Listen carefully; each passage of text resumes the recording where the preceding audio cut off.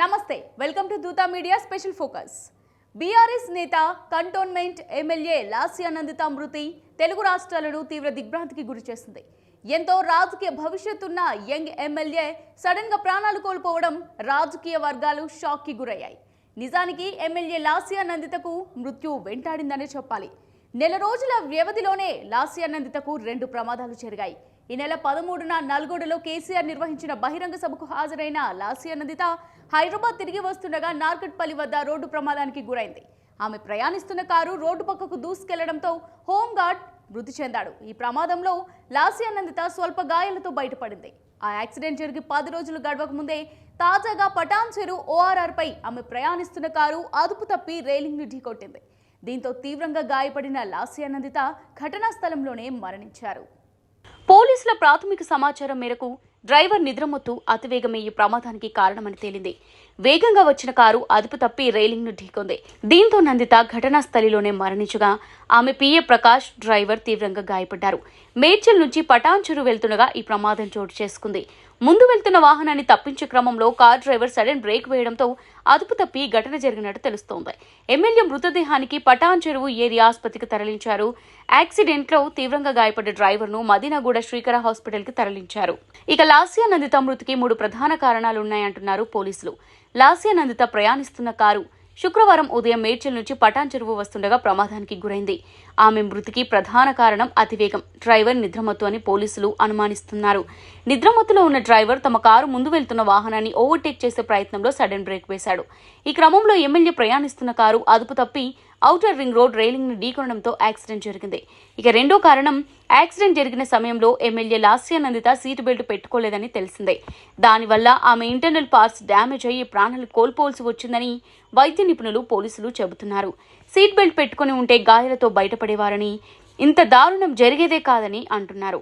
ఇక మూడో కారణం ఏంటి అంటే లాస్యా నందిత ప్రయాణిస్తున్న మారుతి సుజుకి XL6 కారుకి సేఫ్టీ రేటింగ్ తక్కువగా ఉంది. అది తెలిసి కూడా వారు అతివేగంతో ప్రయాణించడం ప్రమాదానికి మరో కారణం అంటున్నారు. మరోవైపు నల్గొండ సభకు వెళ్లిన సమయంలోనూ నార్కట్పల్లి వద్ద నందిత స్కార్పియో కారు ప్రమాదానికి గురైంది. అప్పుడే డ్రైవర్ను మార్చి ఉంటే నందిత ప్రాణాలతో ఉండేవారేమోనని అనుచరులు ఆవేదన వ్యక్తం చేస్తున్నారు. అంతేకాదు నాడు ప్రమాదానికి గురైన స్కార్పియో కారు ఉన్నా ఇంత ప్రమాదం జరిగేది కాదంటున్నారు. అయితే లాస్యా మృతి చెందడం, ఫ్రెండ్ PA అయిన ఆకాష్ డ్రైవర్ మదీనాగూడ బతకడం, నెల రోజుల వ్యవధిలోనే 2 యాక్సిడెంట్లు జరగడంతో పోలీసులు అనుమానాస్పద మృతిగా కేసు నమోదు చేసి దర్యాప్తు చేస్తున్నారు. తన మృతితో ఒక్కసారి వార్తలు నిలిచిన లాస్యా నందిత ఎవరైనా ప్రశ్న సర్వత్రా చర్చనీయాంశమైంది. దివంగత నేత సాయన్న కుమార్తె లాస్యా నందిత. గతేడాది ఫిబ్రవరి 19న సాయన్న హఠాన్ మరణం తర్వాత కుమార్తె లాస్యా నందితకు ఎమ్మెల్యే టికెట్ ఇచ్చింది బీఆర్ఎస్.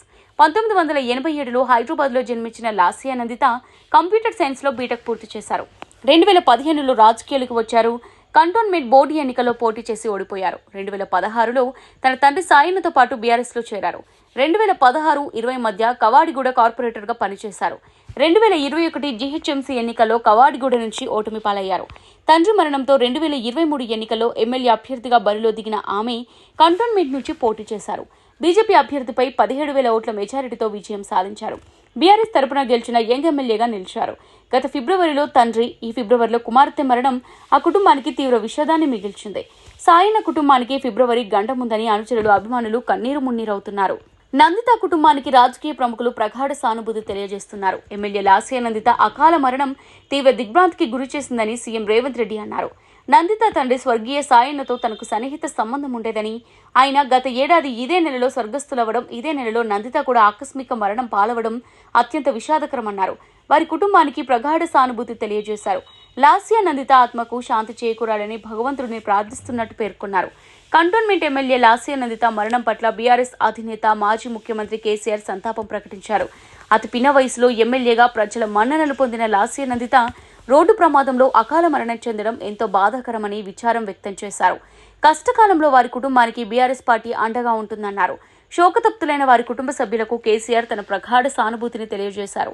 ఇటు బీఆర్ఎస్ వర్కింగ్ ప్రెసిడెంట్, మాజీ మంత్రి కేటీఆర్ లాస్యా నందిత ఇక లేరనే వార్త అత్యంత విషాదకరమన్నారు.